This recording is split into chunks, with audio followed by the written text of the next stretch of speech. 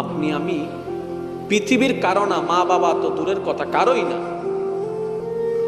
কারোই না, আমরা শুধু একমাত্র রবের। সেজন্য যখন দেহ থেকে রুটা বের হয়ে যায়, অন্ধকার কবরটা আমাদের জন্য দুশমনরা খনন করে না, আপন জনরাই খনন করতে চলে যায়। চাটাই দেওয়ার জন্য বাঁশগুলা দুশমনরা কাটে না, পরিচিতরাই কাটে।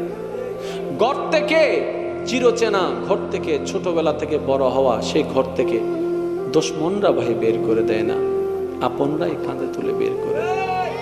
তাহলে এই অন্তিম মুহূর্তে জগতের সবাই জানে, পরিবারের সবাই জানে, আমরা একলা রুমে থাকতে পারি না, ভয় লাগে। অন্ধকার রুমে থাকতে ভয় লাগে।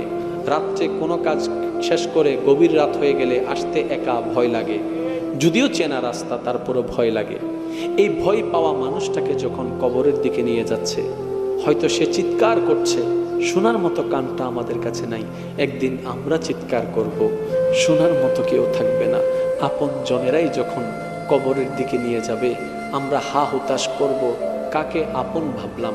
এটা তো আপনের নিদর্শন নয়, এটা তো ভালোবাসার মানুষের নিদর্শন নয়।